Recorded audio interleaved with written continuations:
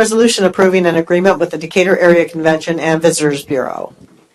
Motion that the resolution do pass and be adopted. So moved. Second. Mr. Wrighton. Mayor and Council, I'm going to ask John to tell you a little bit about how he worked out this agreement with the Decatur Area Convention and Visitors Bureau, and Terry Himmel is here as well, the Executive Director. But before they do that, I want to give you sort of a story about how this all started. Terry and I were talking much earlier last year about the fact that the city's $240,000 a year support of the operations of the Convention and Visitors Bureau hadn't been adjusted in many years. The city charges a hotel-motel tax, and not all of it goes to this function, but that really is at the core of what statute intended that it be used for. And so she asked that given the fact that there's been some enlargement in the activities and successes of the Convention and Visitors Bureau, if we could increase that amount. And so I told her that I would talk with the City Council about that during budget sessions, which we did. And in fact, you agreed to increase that by $10,000 to $250,000 to support the activities, the budget, and the operations of the Convention and Visitors Bureau. But during those conversations, the transfer house came up. And she had some ideas about it. And so what the conversation went to was, although exterior, the transfer house is okay. Interior, it's not in very good shape and needs to be remodeled. It's just been gutted out from what it had before. And I mentioned to her that Council's number 3 strategic objective goal for 2020 was to take downtown to the next level. One of the items of which was that the council wanted to see more events and activities downtown.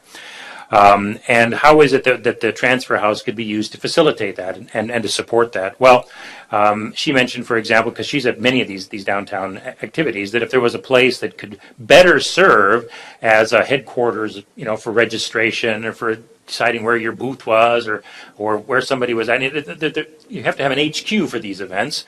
A big event or a small event, that the transfer house could be used for that. I said, well, then would you be willing to take on the task of finding people who would be willing to donate time, materials, whatever, to do the retrofit of the interior of the building? And she said that she would. And so then it became clear that if that could take place, then it could have the desired effect of providing that one additional resource in Central Park. And so that just sort of became an extension of our discussion. So I am recommending that we have this agreement.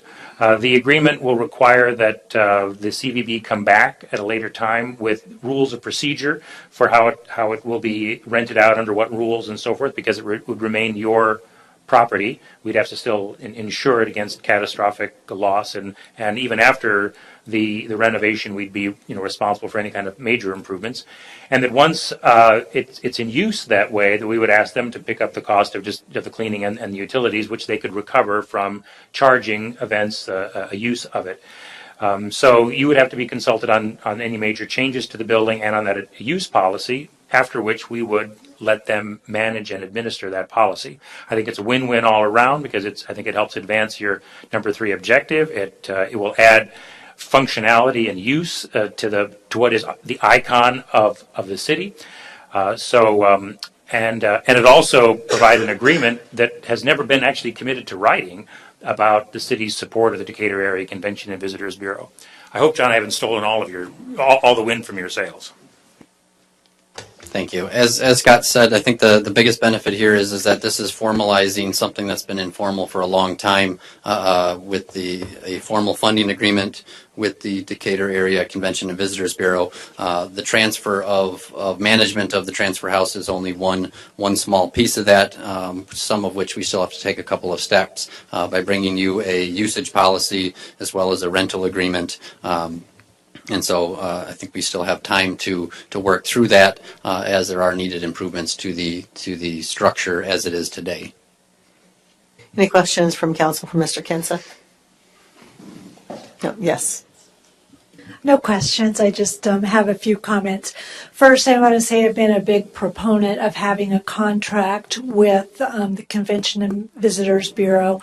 There have been times in the past when we've had budget discussions, and and we've had to talk individually about what entities the city would fund, and that makes a very unstable environment for those entities. And so to be able to have a contract and give some stability and some understanding of what expectations are on both sides, I think is really great. And Terry, I just want to thank you for all the work that you have done on this and for your vision to see how we could truly begin to use the transfer house, which is iconic to the city of Decatur. Thank you very much. Pat? Can I have Terry come to the podium? Just ask her a Ms. question. Hamill, would you have you come up for a moment, please?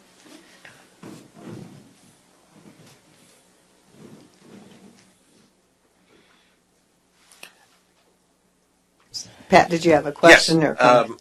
Your organization is funded by the city, and you get grants.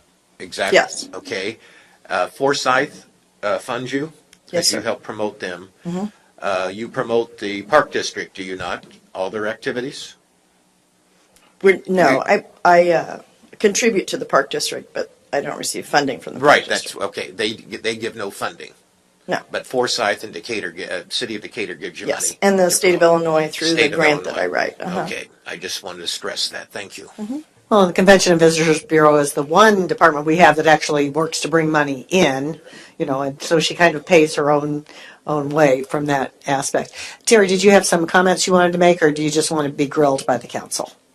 Well, I want to say thank you, and I think I want to say thank you. I am very excited about the opportunity to, possibly work with some great people to fix up the transfer house.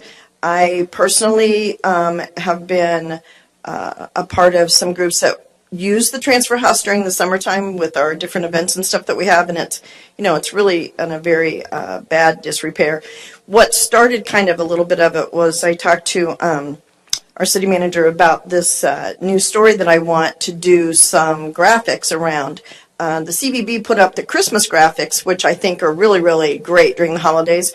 But me being a history buff, I wanted to put up the history of the transfer house. And some great pictures have come up through all of this goal.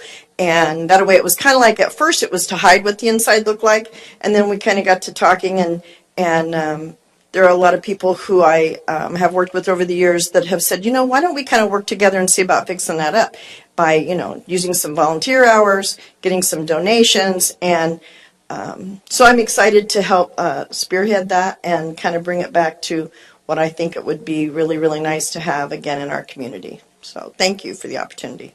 Mr. Horn? Question for Mr. Wrighton. Mr. Wrighton, you had mentioned that the DACVB had not received additional funding in several years. I was wondering, did the EDC, Kono, or the Senior Center receive additional funding for 2020? The EDC is funded by in year 2020. I don't recall what Kono's funding is for 2020, but neither was increased. I don't know what Kono's was, but the EDC's was not increased. Okay, and based on what I'm seeing from Greg Zentira, also Senior Center and Kono did not receive an increase in funding. That's correct. Okay. Thank you. Any other comments from council or questions? Terry, I think you're off the hook, so Thank you very much. Have a seat. Is there anyone in the audience that has a question on this or a comment? Madam Mayor, looking at this beautiful picture here, I want to say one thing, that African Americans have been here since about 1900. They own businesses downtown. So whatever committee that you're putting together to work on that, as far as representation, that you please include African Americans in the process. And thank you.